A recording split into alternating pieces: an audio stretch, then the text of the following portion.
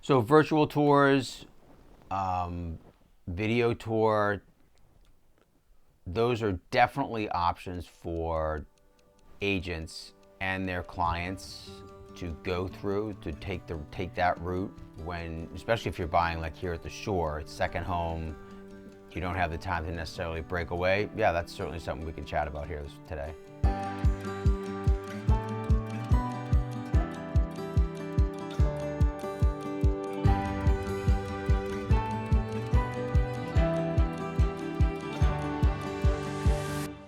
Joe, how can virtual home tours help buyers explore properties on the shore from anywhere? So we had talked about this a little bit in something else that we had done with regards to sellers with photography, videography, how your property is displayed. If there's someone's on Zillow or Realtor.com, any one of the search engines, Google, anything like that. Goodness, even just the MLS, how your property is perceived. So, you're looking at those photos. You really like what you're seeing, and it's sort of a slideshow. And I'll be the first to admit that sometimes your photographer can really make the property look a heck of a lot better than it actually, than it actually is, or maybe it looks a little bit bigger than it actually is. The great thing with technology is that you can use technology to your advantage. So as you start to talk about, hey, let's do a video tour, let's do a video chat, a Zoom or anything to that nature. Now you're setting an appointment with this person. It's no different than they're coming here. So you can just say to them, hey, look, on Thursday at 5 p.m., let's set up a video tour for the property. It's just like you're there. You set it up. I find, ironically, I actually find that Zoom does have, it holds the connection a little bit better. You don't get as much of a delay on that. And it all it does allow, like the Google app also does Google video tours too, and that works too. But sometimes with the Zoom, it's good because someone's actually on like a laptop or even a desktop, so it's bigger for them to see. But then you're going through the property. You come in. It's no different than if it's an appointment. Obviously, you're going to get there. I say obviously, you get there. All the lights are on, the blinds are open, doors are open to different rooms and things of that nature. So you're not necessarily, taking your camera and now all of a sudden it's down here because you're trying to open up a blind and they're staring at the floor. You want some flow, you certainly want flow to have it with that. But they're coming in. You're able to talk about each room that you're in. If and you're getting the whole perspective of what the room is all about. If there's something that they need to go back and take a look at, again, it would be no different than if you were at the house. You can kind of take that back to them, take them back to that spot and sort of zero in on that. Doing the video tour, doing like a Zoom, if you have views of the ocean or the bay or the skyline, wherever you are, mountains, it gives it a little bit more of a realization than a photo can do. Because again, you can crop it, bring it towards you, and things to that nature. So the video tour certainly is something that is a tool that the buyers, a buyer can use with their agent. Life gets in the way, man. Everyone has a job. You're working, whether you're working from home, whether you go into the office, every day now, or it's however you do that. To come down to the shore, it is a little bit of a day. It's it could be a 40-minute ride. Let's just say it's 40 minutes. So it's a 40-minute ride to the shore. It's 40 minutes down, 40 minutes back. So that's an hour and a half. And you look at a property for a half hour, 40 minutes. Well, that's 2 hours out of your day. Not everybody has that. So the video tour can certainly be something that takes the place of an in-person an in-person appointment. So, sure. Joe, when you do a virtual tour, what personally is some things some parts of the house that you love to highlight? I would say that one of the things that I love to highlight are the things that the client is looking for.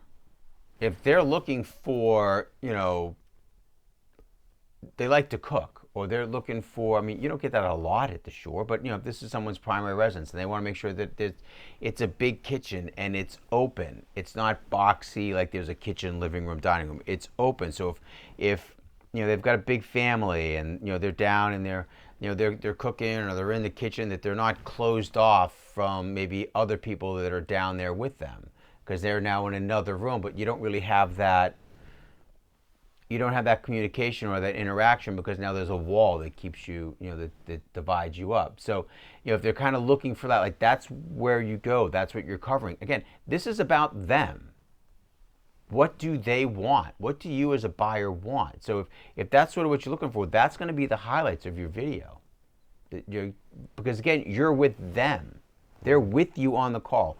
You're not walking through the house taking a video on your own time and then sending it to them. They're on the call with you. They're on the video with you, and they're going through the house with you. Now, I know that after we do that and your appointment is over, because that's what it is, our team does go back through the property and do a video and then sends it to them, just so they can kind of recap it on their own, if you wanted to do something like that too. But those are the things, what are the needs and wants of the buyer that they're looking for in the property, and that that should be your focus, of your appointment. Yeah. Because it's an appointment. You're trying to help the buyer out because he or she they can't get down with their schedules, and this is an alternative for that.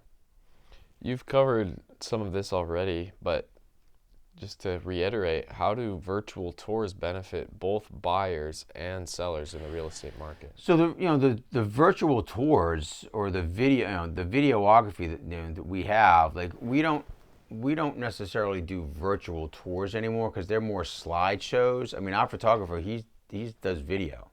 So it's almost as if you are going. It's a combination of drone work for exterior stuff, and then of course the inside, and it gives the buyer the perception when they are online looking at property that they can watch the video of the property, and it just takes them through as if they're walking through the house.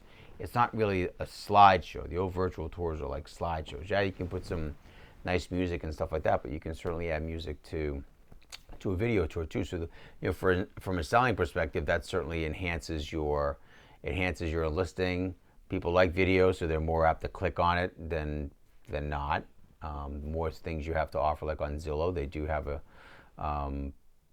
programs or ratios that bump you up. The more photos you have, the more video you have on a listing. You can certainly that helps you as a seller on Zillow's platform.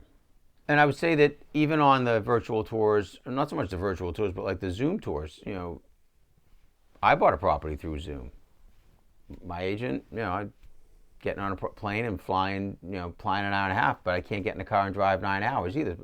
However, my agent, we did a Zoom, went in, boom, boom, boom, took about, it was about 35, 40 minutes. Again, it's an appointment. So I think as long as everyone goes into in with the mindset that this is going to be an appointment, you can really have success with it. It allows a buyer not to miss out on a property. Look, I get the whole I need to feel it. I don't buy a suit online. I don't buy a suit online without putting it on. I get all that. The great thing with New Jersey is you have the 3-day attorney review period, or not even through the attorney review period. You can put in your contract. It's contingent upon you actually seeing the property. So you can go through and it's like, yep, this meets everything that I'm looking for. I do really need to see it. Okay, well, if your agent, they should be working with you.